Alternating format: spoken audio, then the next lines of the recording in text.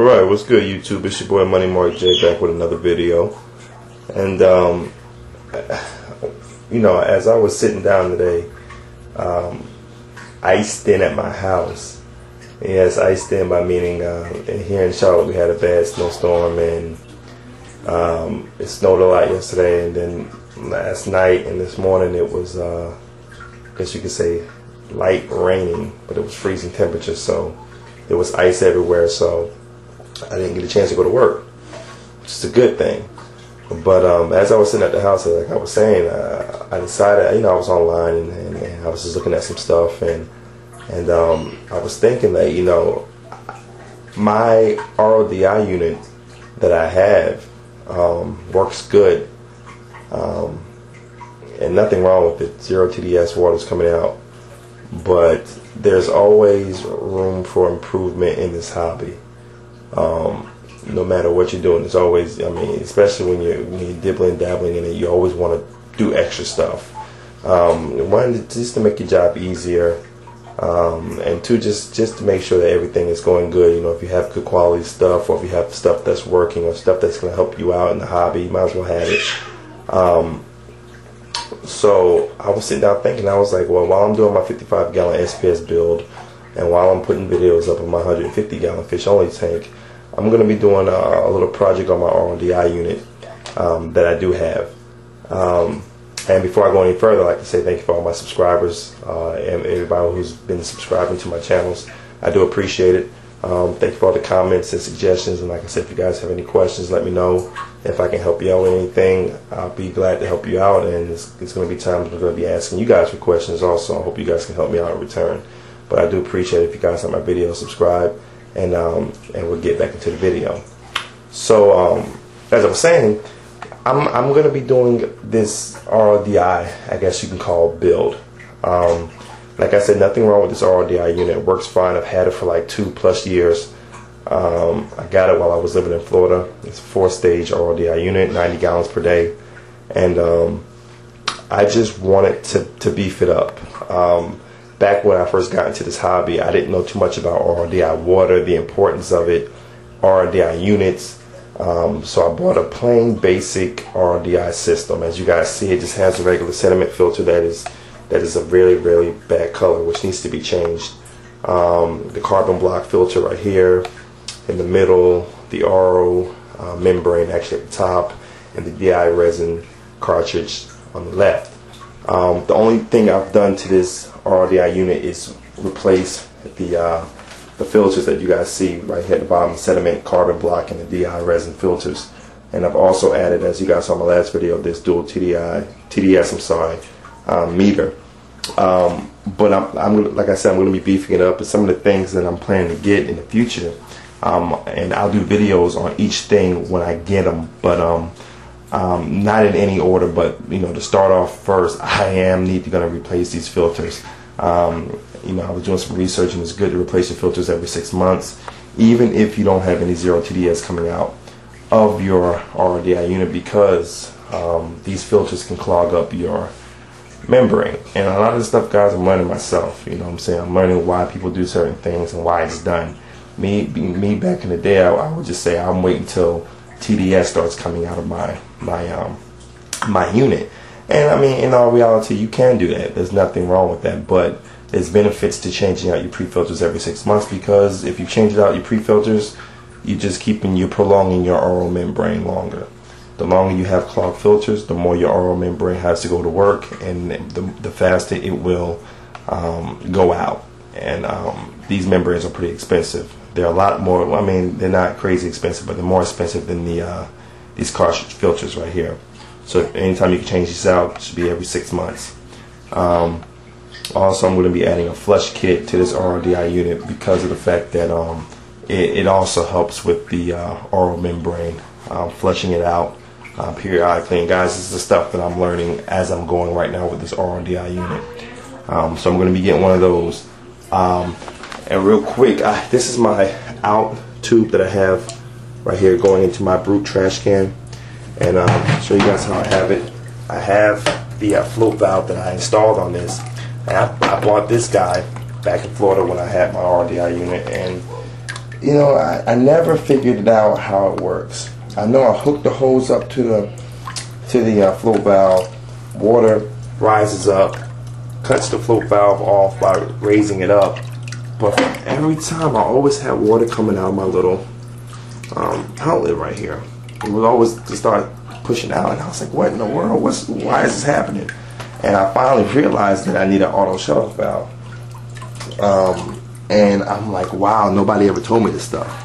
So in order for this, I mean, I can still, the water's not making, I'm not making any water right now, and the water still comes out of here, but when that level goes up, water starts busting out of there. So I'm gonna need to get an auto shut-off valve for that to work correctly. And all this stuff is pretty inexpensive. It's not expensive at all. With that auto shut-off valve, I will begin the inline check valve also to connect to the back of the membrane unit so everything can work properly. And back, like I always say, this is my Kent Marine. This guy right here is going to be up for sale here soon. But that's another video. Back when I bought my stand for my 55 gallon, the guy who was selling the stand also had some extra stuff going on, and he just had this canister right here, and I did put a DI resin cartridge in there, but this guy had all this stuff, and I got that off of him for like $5 to $10. I forgot what price it was. And what I'm going to be doing is, as you guys see, I have a 4-stage. I'm going to be adding this to the mix. I'm going to be making it a 5-stage. It's going to have a sediment filter, 2 carbon blocks, which would be right here, and then the DI resin will be this guy right here. So I'm going to be doing that. I haven't seen anything yet to say that you can't have 2 DI resin cartridges. I'm not sure of that. I have seen you can have 2 carbon blocks and a DI resin, so that's a question, you know, for anybody who knows out there in the hobby, if you could have 2 DI resins, that would be helpful on your RODI membrane, RODI unit, I'm sorry. So I'm going to be getting that, and then also in the future, I want to upgrade to a piggyback membrane where I have this one and I have another one behind it to double my output of my my water. And this is not something, like I said, these things are not things that I have to make this unit work correctly. These are things that I feel like will be a necessity with what I'm doing. And as long as you have 0 TDS water coming out of your unit, that's the main point of having your RODI unit. But if there's ways to save around, you know, not hurting your membrane or not hurting your filters, or little things here and there, or things that make your life easier, I see nothing wrong with it. So as you guys probably saw with my bad camera recording, I do have this guy right here. This is a pressure gauge. This is the second thing I bought for my RODI unit. The first being this TDS meter. This pressure gauge will let me know and help me out with how I know if my filters need to be replaced or if they're getting clogged up. And it's just, you know, FYI, hey, replace your filters. I'm gonna be doing it every 6 months, but this guy will guide me in a way to show me when I need to change them, and also it'll just let me know how much pressure is actually going through my system, so I know for sure if my system is working efficiently how it needs to be. So actually, I'm gonna go ahead and hook this guy up, and I've done some research, and this is the wire that's coming from my carbon block cartridge to my RO membrane. So I'm going to be installing it right here, coming after my my canisters, these 2 right here. It's going to tell me how much pressure is going through those canisters to my membrane housing. So let me get to work, and I'll show you guys the finished project when I'm done. Alright? Peace. Alright, we're back, and I successfully mounted on the pressure gauge right here. It's going out to the side. I would have preferred actually having it kind of sticking straight up and down, and maybe I will do that. I didn't have enough tubing right here, and this is what I just did for using it. So you can always move it. I can always, it's just like plumbing anything. And I mean, maybe I'll leave it right here. I mean, it's right here. It is what it is. It works fine. As you guys can see, it's at 0 right now because no water's going through. What I'll do is I'll turn everything on, and so you guys can see. This is the end, showing at 40, and this is how I turn my water on. I have a Y, like I mentioned, water hose, tap water coming from the cold water line, just hooked up. And what we'll do is just turn this knob here. As you guys can hear, the water and everything going.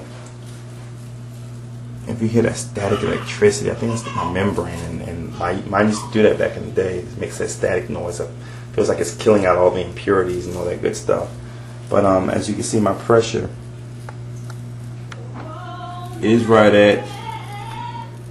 above 50, and the TDS is at 36. That's coming in from the tap water line. That's how I have it set up now.